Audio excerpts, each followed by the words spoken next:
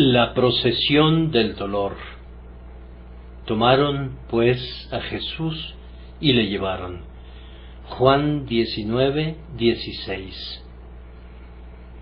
El próximo sábado, todos los ojos estarán puestos en un gran príncipe que recorrerá nuestras calles acompañado de su prometida real. Hoy yo les pido que pongan su atención en otro príncipe que marcha de manera diferente a través de su metrópoli. Londres verá la gloria del uno, Jerusalén contempló la vergüenza del otro. Acérquense quienes aman a Emmanuel, y yo les voy a mostrar esta grande visión, el Rey del dolor marchando a su trono de amargura, la cruz. Yo reclamo para la procesión de mi Señor un interés mayor que para el desfile que ustedes están esperando ansiosamente. ¿Su príncipe estará vestido suntuosamente? El mío está engalanado con ropas enrojecidas con su propia sangre. ¿Su príncipe será condecorado con honores? He aquí, mi rey no está sin su corona. Ay, aunque es una corona de espinas salpicada con gotas de sangre de color rubí. ¿Sus avenidas estarán atestadas de gente? Así estuvieron las calles de Jerusalén, pues grandes multitudes le seguían. ¿Levantarán ustedes el clamor de un griterío tumultuoso? Un saludo parecido recibió el Señor de Gloria, pero ay, no eran voces de bienvenida, sino gritos de ¡muera! ¡muera!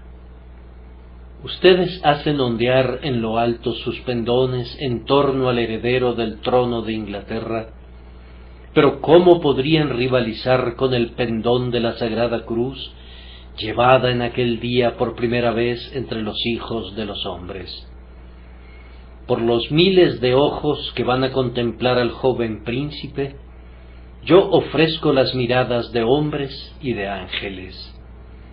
Todas las naciones se juntaron en torno a mi Señor, hombres grandes y hombres humildes se apiñaron alrededor de su persona. Desde el cielo los ángeles le miraban con asombro y estupor. Los espíritus de los justos contemplaban la escena desde las ventanas del cielo, sí, y el grandioso Padre vigilaba cada movimiento de su sufriente Hijo. Pero ustedes me preguntan dónde está la esposa, la hija del Rey de hermosa figura y buen parecer. Mi Señor no está del todo desprovisto de su esposa. La Iglesia, la esposa de Cristo, estaba allí, conformada a la imagen de su Señor.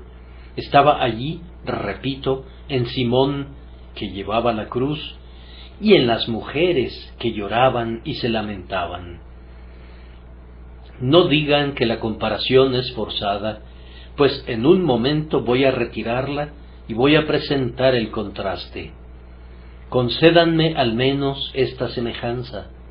Aquí tenemos a un príncipe y a su novia, que lleva su pendón, que va vestido con sus ropas reales y que atraviesa las calles de su propia ciudad, rodeado de una vociferante multitud, de una muchedumbre que contempla la escena con profundo interés. Pero cuán vasta era la disparidad. El ojo más descuidado la discierne. Aquel joven príncipe es rubio con la flor de la primera juventud y de la salud. El semblante de mi maestro está más desfigurado que el de cualquier otro hombre. Miren, está ennegrecido con moretones y manchado con la vergonzosa saliva de quienes le ridiculizaban. Su heredero de la realeza es transportado magnificentemente a lo largo de las calles en su majestuoso carruaje, sentado a sus anchas. Mi sufriente príncipe camina con pies cansados y marca el camino con gotas de color carmesí. No lo llevan, sino que él lleva. No lo transportan, sino que Él porta su cruz. Su príncipe está rodeado por una multitud de amigos. Escuchen cuán jubilosamente lo reciben. Y hacen bien. El hijo de padres tan nobles merece el amor de una nación. Pero mi príncipe es odiado sin causa. Escuchen cómo las voces estentóreas de ellos exigen que sea llevado rápidamente a la ejecución. Cuán duramente rechinan las crueles sílabas: «¡Crucifícale! ¡Crucifícale!». Su noble príncipe está preparándose para su matrimonio. El mío se apresura a su muerte. Oh, qué vergüenza que los hombres encuentren tanto aplauso para los príncipes y ninguno para el Rey de Reyes. Con todo, queridos amigos, para algunos ojos será más atractiva la procesión del dolor, de la vergüenza y de la sangre que aquel despliegue de grandeza y de gozo. Yo les ruego que presten oídos a estas débiles palabras, que son las que puedo expresar sobre un tema demasiado excelso para mí, que es la marcha del Hacedor del mundo a lo largo del camino de su gran aflicción. Vean a su Redentor atravesando el áspero sendero del sufrimiento, a lo largo del cual fue con un corazón agitado y penosos pasos para pavimentar un camino real de misericordia para sus enemigos.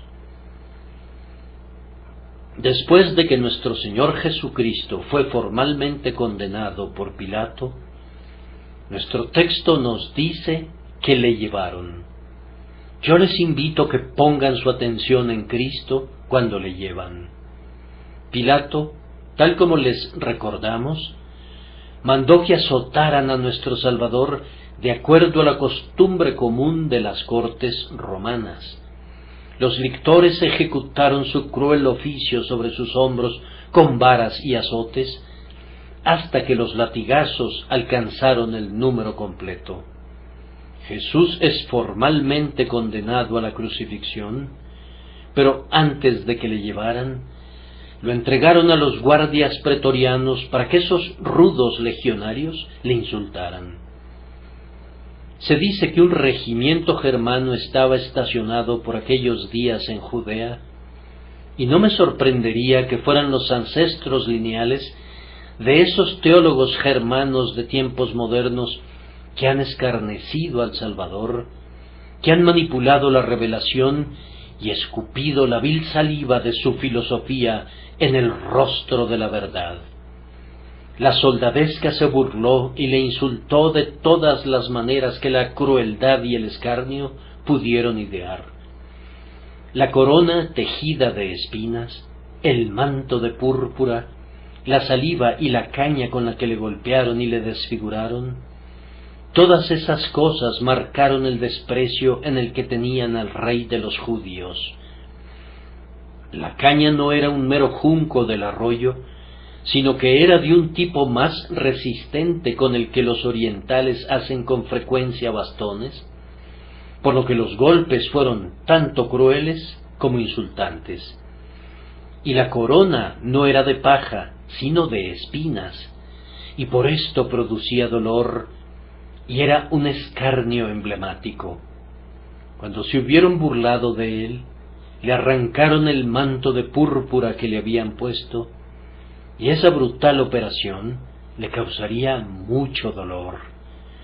Sus heridas abiertas y sin restañar, todavía sangrantes por el látigo, harían que ese manto escarlata se adhiriera a él, y cuando le fue arrancado, sus cortaduras sangrarían de nuevo.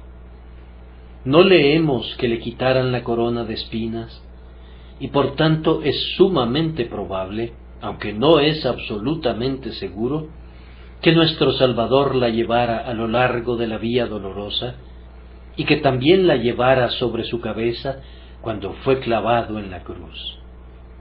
Por tanto, esos cuadros que representan a nuestro Señor llevando la corona de espinas sobre el madero, tienen al menos algún fundamento escriturario. Le cubrieron con sus propios vestidos, porque era la gratificación del verdugo. Así como los modernos verdugos se quedan con las ropas de aquellos a quienes ejecutan, así también los 4 soldados reclamaron un derecho sobre sus ropas.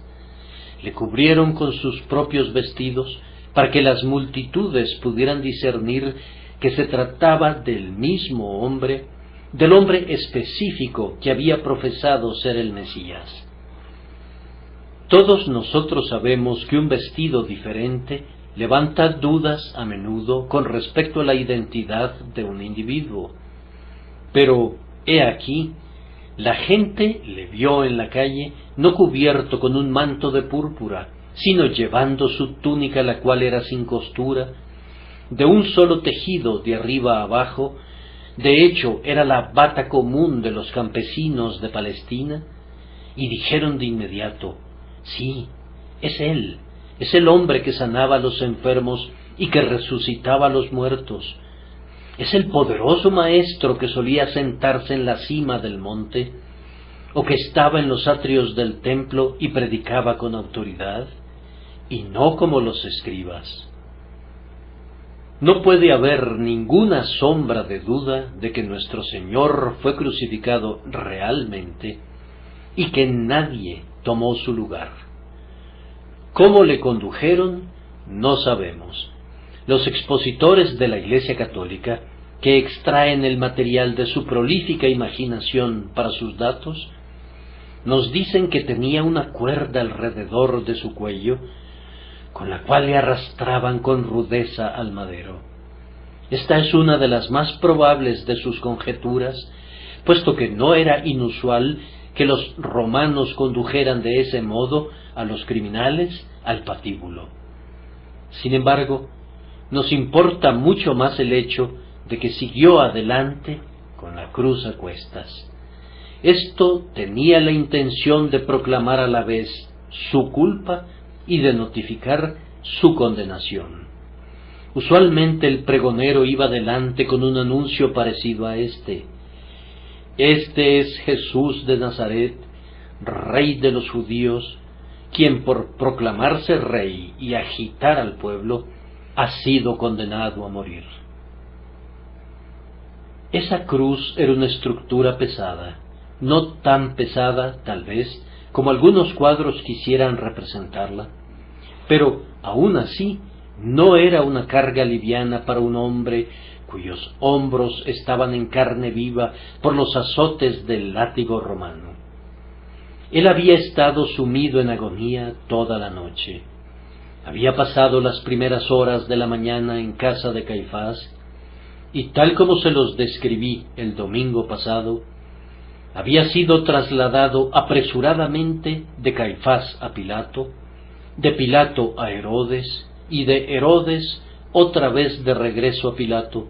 Por tanto, le quedaba poca fortaleza física, y no ha de sorprendernos que pronto le encontremos tambaleándose bajo el peso, y que tuvieran que llamar a otro para que llevara la cruz con él. Entonces, él sigue adelante llevando su cruz. ¿Qué aprendemos aquí cuando llevan a Cristo? ¿Acaso no vemos la verdad de lo que había sido expuesto en tipo por el chivo expiatorio? ¿No traía el sumo sacerdote al chivo expiatorio y ponía sus 2 manos sobre su cabeza, confesando los pecados del pueblo, para que así esos pecados fueran colocados sobre el macho cabrío? Luego el macho cabrío era conducido al desierto por un varón apto, y se llevaba los pecados del pueblo, de manera que si fueran buscados, no se podrían hallar. Ahora vemos que Jesús es llevado ante los sacerdotes y los gobernantes, quienes lo declaran culpable. El propio Dios le imputa nuestros pecados a Él. Él fue hecho pecado por nosotros, y como el sustituto por nuestra culpa, con nuestros pecados a cuestas, pues esa cruz era una suerte de representación en madera de nuestra culpa y condenación, Vemos al grandioso chivo expiatorio siendo conducido por los oficiales de justicia designados. Llevando a cuestas el pecado de todo su pueblo, la ofrenda sale fuera del campamento. Amado, ¿puedes decir que Él llevó tu pecado? Cuando miras la cruz sobre sus hombros, ¿ves que representa tu pecado? Oh, hazte la pregunta y no te quedes satisfecho a menos de que la puedas responder afirmativamente de manera sumamente positiva. Hay una manera de saber si Él llevó tu pecado o no. ¿Has puesto tu mano sobre su cabeza y has confesado tu pecado confiando en Él?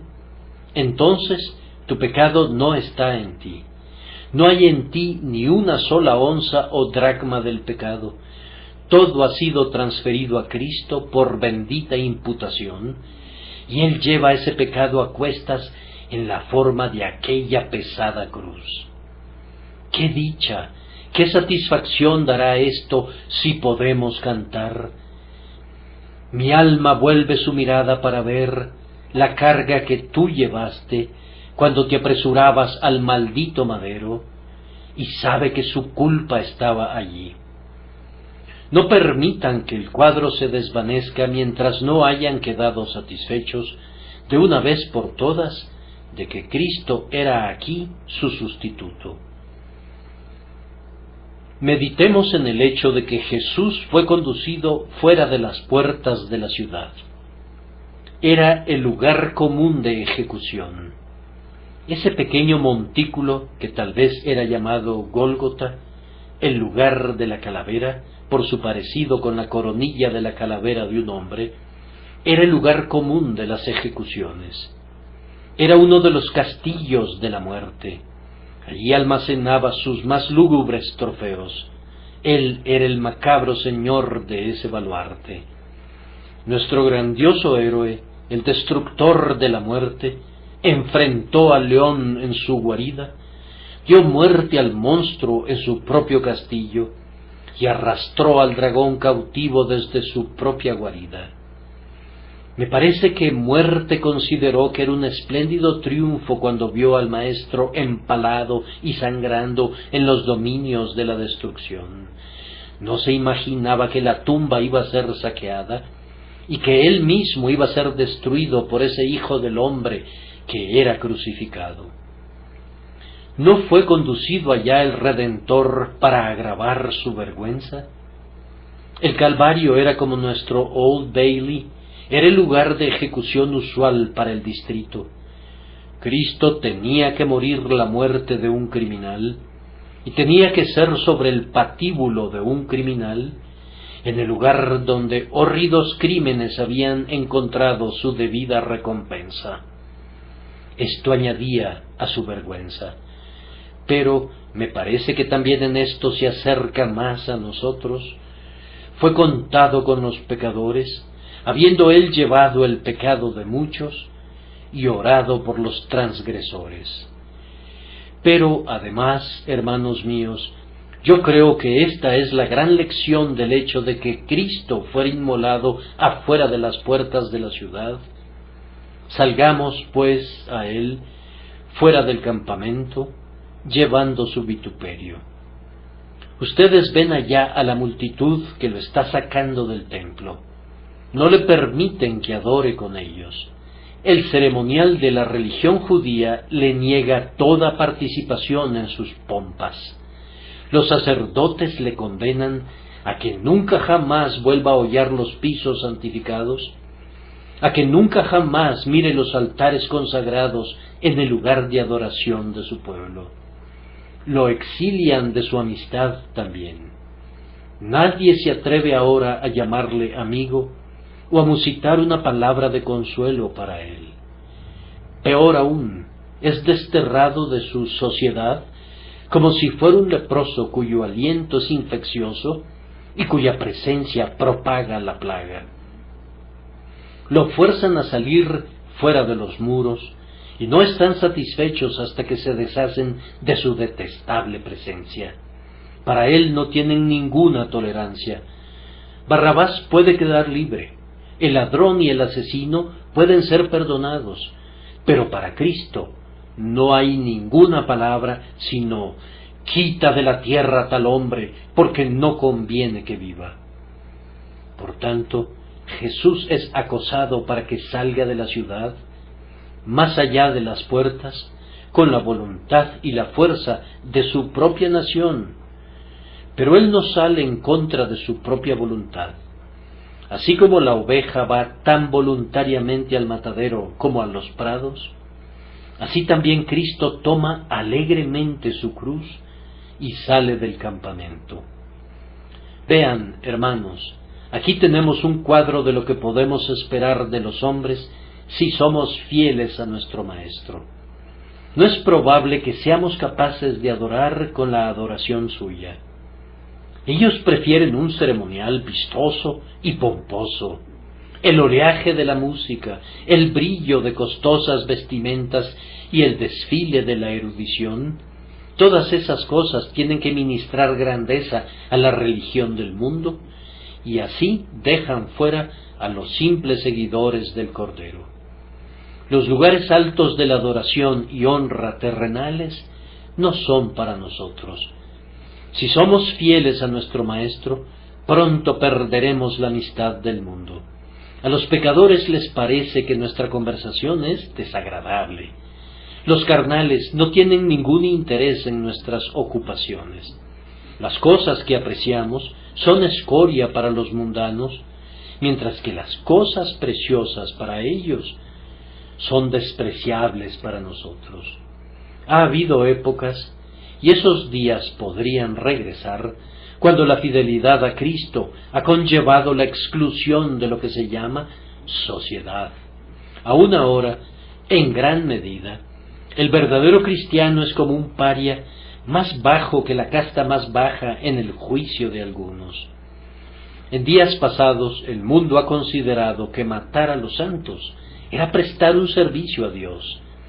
Debemos tener en cuenta todo esto, y si nos sobreviniera lo peor, no ha de extrañarnos para nada. Estos son días apacibles, y la religión no lucha una batalla tan severa. No voy a decir que es porque somos infieles a nuestro Maestro, que el mundo es más amable con nosotros, pero yo tengo mis sospechas de que así es, y es muy posible que si fuéramos cristianos más íntegramente, el mundo nos detestaría más intensamente, y si nos apegáramos más íntimamente a Cristo, podríamos esperar recibir más calumnias, más ultrajes, menos tolerancia y menos favor de los hombres. Jóvenes creyentes que han seguido a Cristo recientemente, si su padre o su madre los desamparara, recuerden que se les pidió que tuvieran en cuenta eso. Si los hermanos y las hermanas los ridiculizan, tienen que registrar eso como parte del costo de ser cristiano.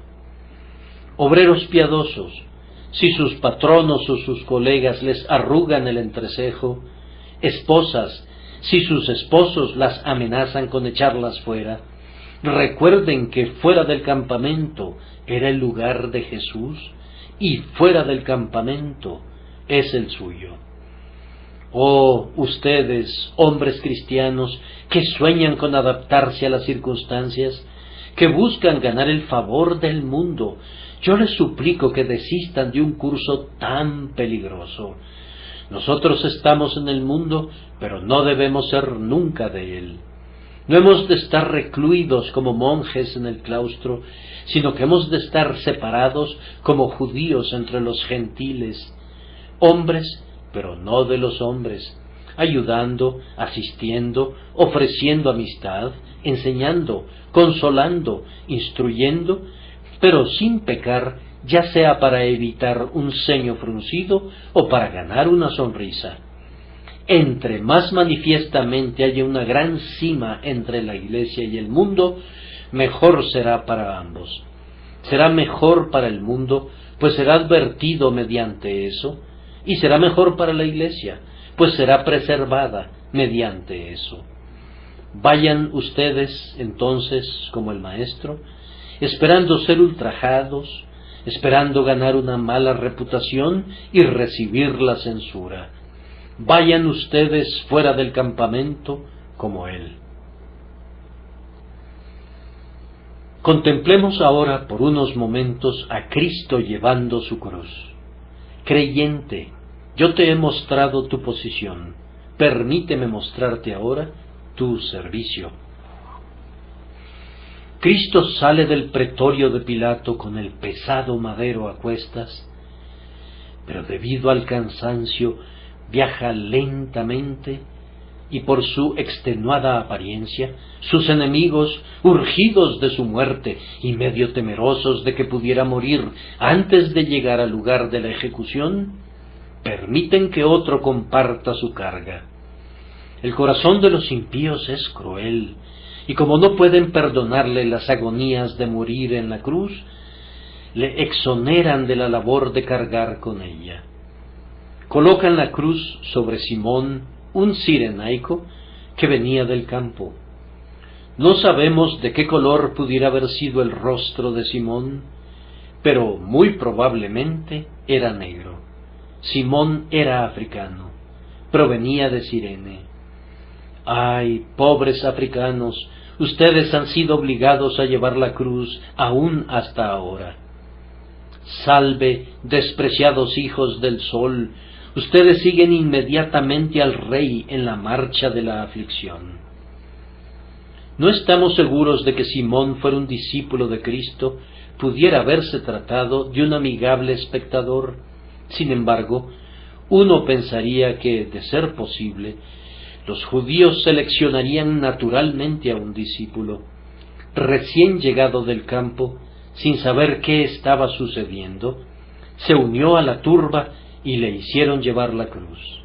Entonces, ya sea que fuera un discípulo o no, tenemos toda razón para creer que se convirtió en un discípulo posteriormente. Leemos que era el padre de Alejandro y de Rufo, dos personas que parecieran haber sido muy bien conocidas en la iglesia primitiva. Esperemos que la salvación haya llegado a su casa cuando fue obligado a llevar la cruz del Salvador. Queridos amigos, debemos recordar que aunque nadie murió en la cruz con Cristo, pues la expiación tenía que ser ejecutada por un solitario Salvador, con todo, otra persona llevó la cruz por Cristo, pues este mundo, si bien es redimido por precio por Cristo y únicamente por Cristo, ha de ser redimido por el poder divino manifestado en los sufrimientos y labores de los santos, así como en los de Cristo. Observen que el rescate de los hombres fue pagado en su totalidad por Cristo. Esa fue la redención por precio.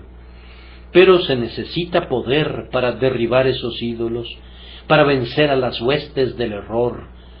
¿Dónde ha de encontrarse? En el Señor de los ejércitos, que muestra su poder en los sufrimientos de Cristo y de su Iglesia. La Iglesia tiene que sufrir para que el Evangelio sea propagado por su medio. Esto es lo que el apóstol quiso decir cuando dijo: cumplo en mi carne lo que falta de las aflicciones de Cristo por su cuerpo, que es la Iglesia. No quedó nada pendiente en el precio, pero hay algo pendiente en el poder manifiesto, y nosotros continuamos cumpliendo esa medida de poder revelado, llevando cada uno de nosotros la cruz con Cristo, hasta que la última vergüenza sea derramada sobre su causa, y Él reine por los siglos de los siglos. En el acto de Simón de llevar la cruz, vemos un cuadro de lo que la Iglesia debe hacer a lo largo de todas las generaciones. Observa entonces, cristiano, que Jesús no sufre como para excluir tu sufrimiento. Él lleva una cruz, no para que tú escapes de ella, sino para que tú puedas soportarla. Cristo te exime del pecado, pero no de la aflicción. Él recibe la maldición de la cruz, pero no te quita la cruz de la maldición. Recuerda eso y espera que tendrás que sufrir.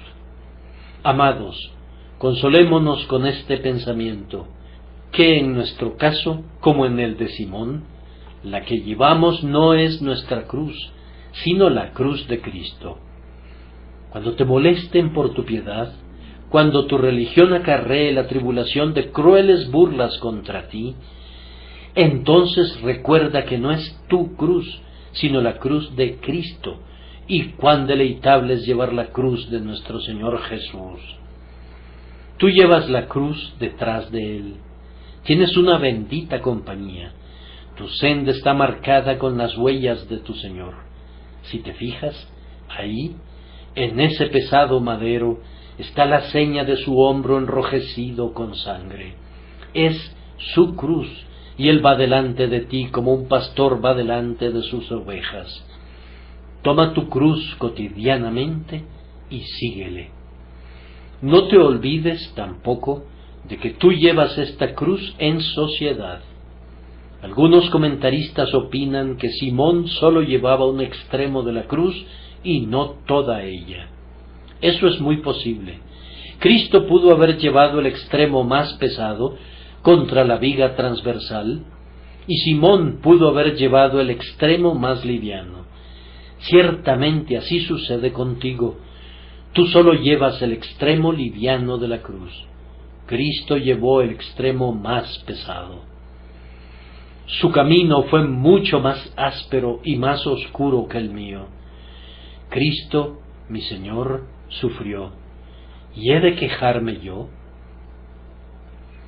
Rutherford dice, siempre que Cristo nos da una cruz, clama, mitades, amor mío.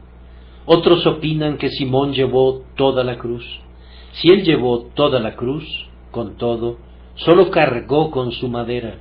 Él no llevó el pecado que la convertía en una carga descomunal.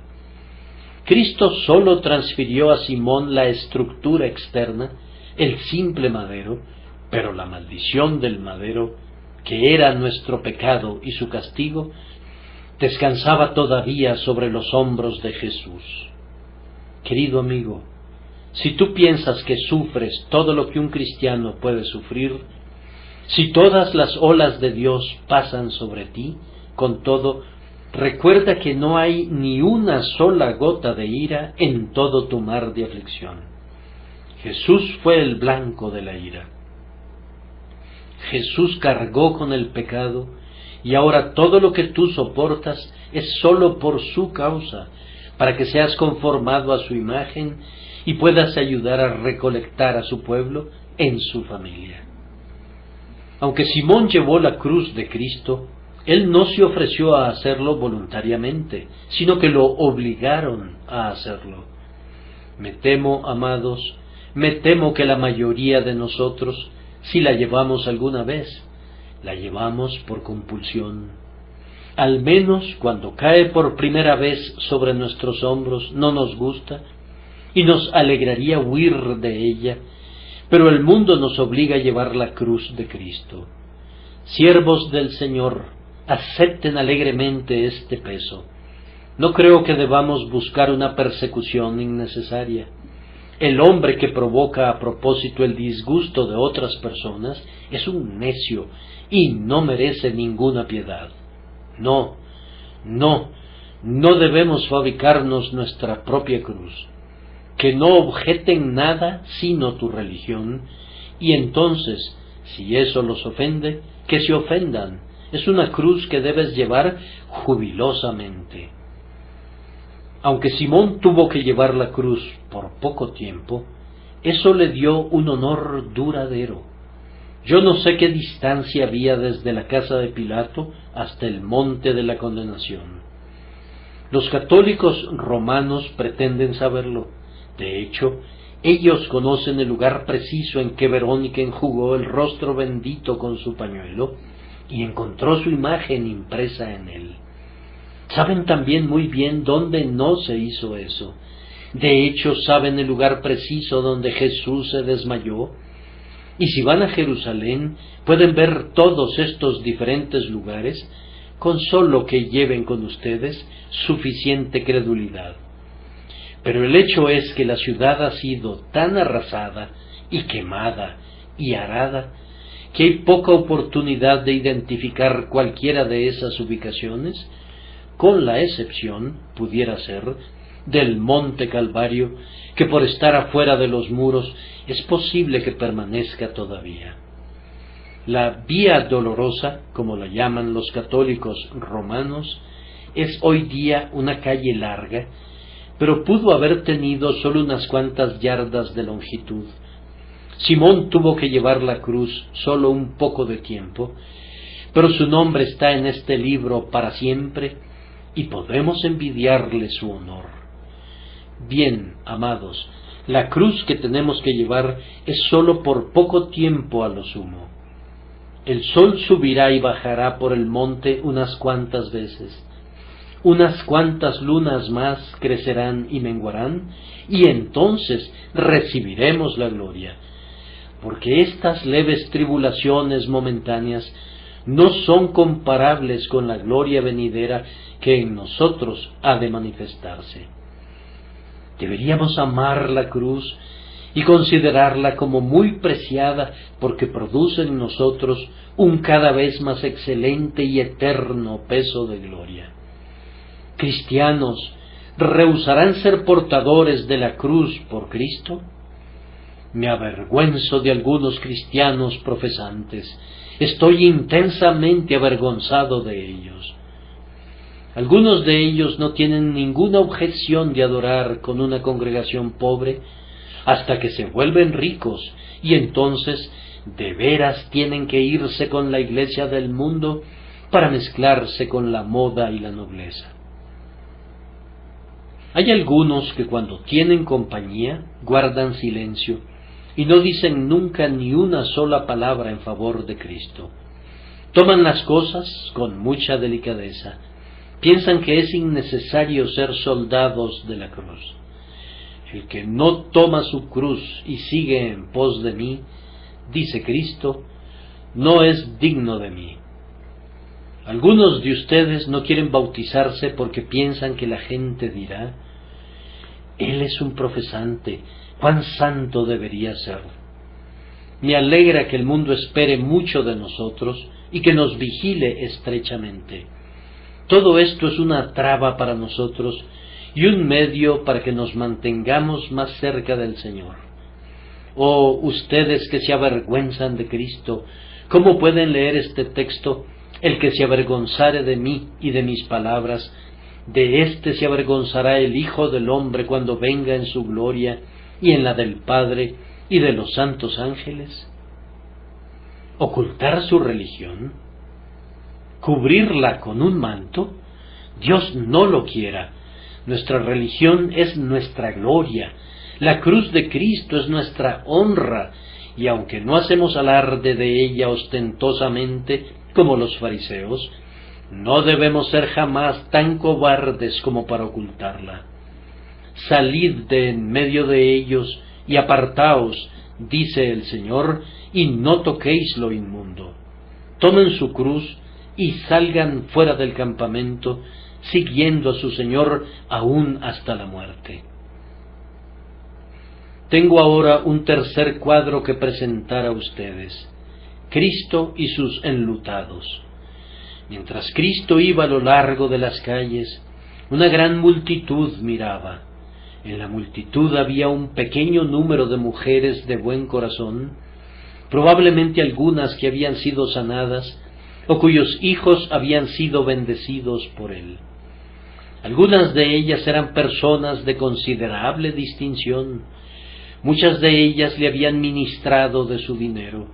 En medio del barullo y de los aullidos de la turba y del ruido de la soldadesca, ellas elevaron un grito sumamente fuerte y amargo, como Raquel que llora por sus hijos y no quiso ser consolada porque perecieron.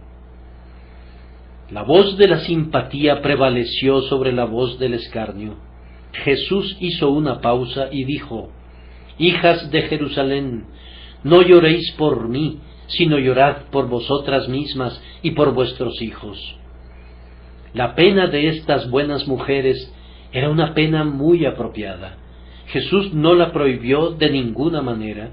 Él solo recomendó otra pena que era mejor, y aunque no encontró falta en eso, aún así recomendó lo otro.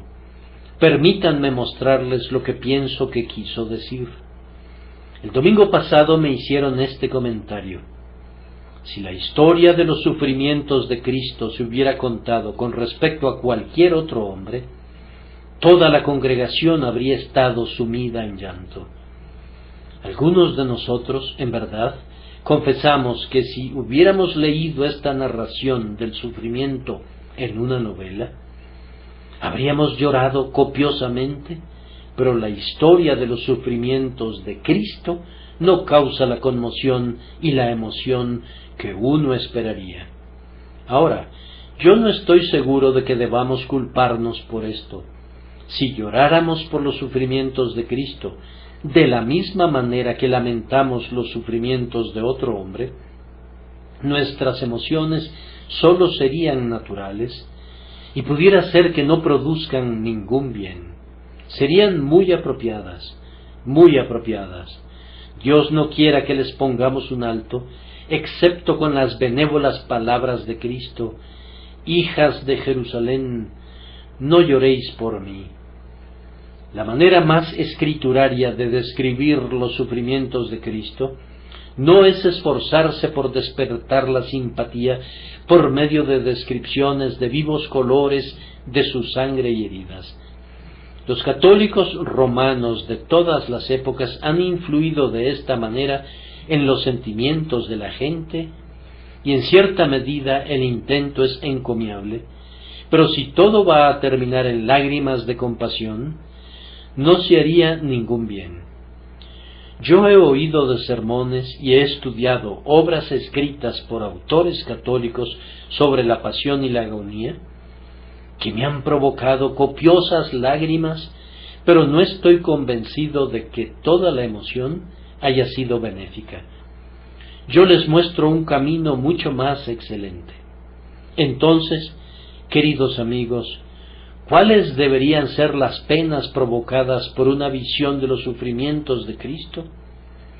Son estas: no lloren porque el Salvador se desangró, sino porque los pecados de ustedes le hicieron sangrar. Fueron ustedes mis pecados, mis crueles pecados, sus principales atormentadores. Cada uno de mis crímenes se convirtió en un clavo, y la incredulidad en la lanza. Cuando un hermano hace una confesión de sus transgresiones, cuando de rodillas delante de Dios se humilla con muchas lágrimas, yo estoy seguro de que el Señor tiene en mayor valor las lágrimas de arrepentimiento que las meras gotas de humana simpatía. Llorad por vosotras, dice Cristo, y no por mí. Los sufrimientos de Cristo deberían hacernos llorar por aquellos que han hecho recaer esa sangre sobre sus cabezas. No debemos olvidar a los judíos, ese pueblo de Dios que una vez fue altamente favorecido, pero que se maldijo a sí mismo con «su sangre sea sobre nosotros y sobre nuestros hijos», debería llevarnos a lamentar cuando pensamos en su presente degradación. No hay pasajes tan tiernos en todo el ministerio público de Jesús como aquellos que tienen que ver con Jerusalén. No es tristeza por Roma, sino por Jerusalén. Yo creo que en el corazón de Cristo había una ternura para los judíos de un carácter especial. Él amaba a los gentiles, pero aún así, Jerusalén era la ciudad del gran rey. Dijo: «Jerusalén, Jerusalén, cuántas veces quise juntar a tus hijos como la gallina a sus polluelos debajo de sus alas, y no quisiste». Vio sus calles que fluían como ríos sangrientos, vio al templo cubierto de llamas que llegaban al cielo, observó los muros cargados de judíos cautivos, crucificados por orden de Tito, vio a la ciudad arrasada y sembrada con sal, y dijo: «No lloréis por mí, sino llorad por vosotras mismas y por vuestros hijos. Entonces comenzarán a decir a los montes, caed sobre nosotros, y a los collados, cubridnos. Permítanme agregar que cuando miramos los sufrimientos de Cristo, deberíamos afligirnos profundamente por las almas de todos los hombres y mujeres no regenerados. Recuerden, queridos amigos, que lo que Cristo sufrió por nosotros, esos seres no regenerados, tendrán que sufrirlo personalmente, a menos que pongan su confianza en Cristo. Los dolores que quebrantaron el corazón del Salvador tendrán que aplastar sus corazones. Cristo tiene que morir por mí, o de otra manera, yo mismo tengo que morir la segunda muerte. Si Él no llevó la maldición por mí, entonces sobre mí recaerá por los siglos de los siglos. Piensen, queridos amigos, que hay algunos en esta congregación que todavía no tienen ningún interés en la sangre de Jesús. Piensen que hay algunos que están sentados junto a ustedes, quizás sus amigos más íntimos, que si fueran ahora a cerrar sus ojos en la muerte, los abrirían en el infierno. Piensen en eso.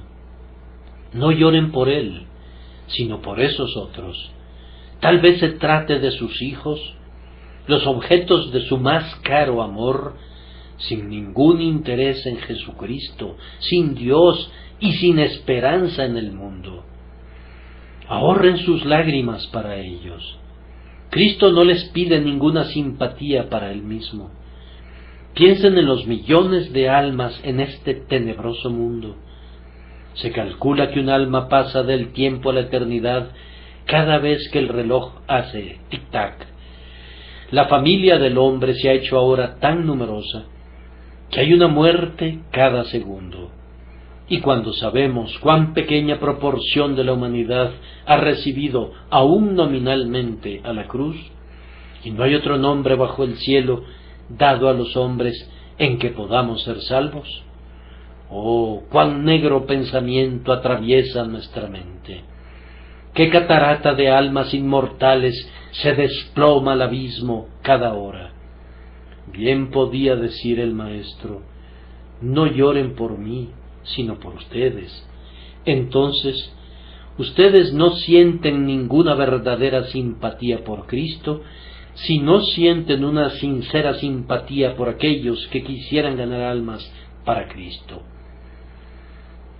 Pudieran oír un sermón y sentir mucho, pero su sentimiento no vale nada a menos que los conduzca a llorar por ustedes mismos y por sus hijos. ¿Qué ha pasado con ustedes? ¿Se han arrepentido del pecado? ¿Han orado por sus semejantes? Si no ha sido así, que ese cuadro de Cristo desfalleciendo en las calles los conduzca a hacerlo esta mañana. En cuarto lugar, una o dos palabras sobre los compañeros de sufrimiento de Cristo. Había otros dos portadores de una cruz en la turba. Ellos eran malhechores. Sus cruces eran tan pesadas como la del Señor, y sin embargo, al menos uno de ellos no sentía ninguna simpatía por él, y llevar la cruz sólo le condujo a su muerte y no a su salvación. Solo voy a darles esta indicación. Algunas veces me he encontrado con personas que han sufrido mucho, han perdido dinero, han trabajado duro durante toda su vida, han estado sumidos durante años en un lecho de enfermo, y por tanto, ellos suponen que debido a que han sufrido tanto en esta vida, escaparán del castigo del pecado en el más allá. Yo les digo, señores, que aquel malhechor llevó su cruz y murió en ella, y ustedes llevarán sus aflicciones y serán condenados con ellas a menos que se arrepientan. Ese ladrón impenitente fue de la cruz de su gran agonía y morir en una cruz fue ciertamente una agonía, a aquel lugar, a las llamas del infierno. Y tú también podrías ir desde el lecho de la enfermedad y desde la morada de la pobreza a la perdición tan fácilmente como desde el hogar de la comodidad y de la casa de la abundancia. Ningún sufrimiento nuestro tiene nada que ver con la expiación del pecado. Ninguna sangre sino la que Él derramó, ningún gemido sino aquellos que salieron de su corazón, ningún sufrimiento sino el que fue soportado por Él, pueden expiar jamás el pecado. Deseche ese pensamiento cualquiera de ustedes que suponga que Dios tendrá piedad de él porque ha soportado aflicciones. Tienes que considerar a Jesús y no a ti mismo. Pon tus ojos en Cristo, el grandioso sustituto de los pecadores, pero nunca sueñes en confiar en ti mismo. Pudieras pensar que esta observación es innecesaria, pero me he encontrado con uno o dos casos donde se requería hacerla, y yo he dicho con frecuencia que yo estaría dispuesto a predicar un sermón aún a una persona, y por tanto hago este comentario, aunque sólo amonestara a uno. Concluyo con la pregunta de advertencia del Salvador, porque si en el árbol verde hacen estas cosas, en el seco, ¿qué no se hará? Entre otras cosas me parece que quiso decir, si yo, el inocente sustituto de los pecadores, sufro así, ¿qué se hará con el propio pecador, el árbol seco, cuyos pecados son propios y no meramente imputados a él, cuando caiga en las manos de un Dios airado? Oh, ustedes, hombres y mujeres no regenerados, y no hay unos pocos aquí ahora, recuerden que cuando Dios vio a Cristo en el lugar del pecador, no lo perdonó, y cuando los encuentre sin Cristo, no los perdonará a ustedes. Ustedes han visto a Jesús cuando es llevado por sus enemigos. Así serán arrastrados por diablos al lugar asignado para ustedes. Entréguenlo a los verdugos, fue la palabra del rey en la parábola. Y esta palabra será cumplida para ustedes. Apartaos de mí, malditos, al fuego eterno preparado para el diablo y sus ángeles. Jesús fue abandonado por Dios, y si Él, que sólo era un pecador por imputación, fue abandonado, ¿cuánto más lo serás tú? Eloi, Eloi, lama sabactani. ¡Qué terrible queja! Pero ¿cuál será tu grito cuando digas, buen Dios, ¿por qué me has desamparado? Y la respuesta vendrá a ti, porque he llamado y tú rehusaste. He extendido mi mano y ningún hombre miró, sino que desechasteis todo consejo mío y mi reprensión no quisisteis. También yo me reiré en vuestra calamidad y me burlaré cuando os viniere lo que teméis. Esas palabras son terribles, pero no son mías. Son las propias palabras de Dios en la Escritura. Oh pecador, si Dios oculta su rostro de Cristo, ¿cuánto menos te perdonará a ti? Él no le perdonó a su Hijo los azotes. ¿No describí el domingo pasado los azotes anudados que cayeron en la espalda del Salvador? ¡Qué látigos de acero para ti! ¡Qué nudos de ardiente alambre para ti! Cuando la conciencia te remuerda, cuando la ley te azote con su látigo de 10 trallas. Oh, ¿quién ocupará el lugar de ustedes que son los más ricos, los más alegres, los pecadores con mayor justicia propia? ¿Quién ocupará su lugar cuando Dios diga, levántate, oh espada, contra el rebelde, contra el hombre que me rechazó, hiérelo y que sienta el dolor por siempre? A Cristo le escupieron con vergüenza. Pecador, qué vergüenza será la tuya. El universo entero te abucheará. Los ángeles se avergonzarán de ti. tus propios amigos, sí, tu Santa Madre dirá amén a tu condenación. Y quienes más te amaron se sentarán como examinadores con Cristo para juzgarte y condenarte. Yo no puedo resumir en una palabra todo el conjunto de aflicciones que se juntaron en la cabeza de Cristo, que murió por nosotros, y por eso es imposible que les diga qué torrentes, qué océanos de dolor han de pasar sobre su espíritu si mueren como están ahora. Pudieran morir así, pudieran morir ahora. Hay cosas más improbables que el hecho de que mueras antes del próximo domingo. Algunos de ustedes lo harán. No sucede con frecuencia que 5 o 6,000 personas se reúnan 2 veces. No sucede nunca, supongo. La guadaña de la muerte tiene que cortar a algunos de ustedes antes de que mi voz les advierta de nuevo. Oh, almas, yo les suplico por las agonías de Cristo, por sus heridas y por su sangre, que no atraigan sobre ustedes mismos la maldición. No lleven en sus propias personas la terrible ira venidera. Que Dios los libre. Confíen en el Hijo de Dios y no morirán jamás. Que el Señor los bendiga por Jesucristo nuestro Señor. Amén.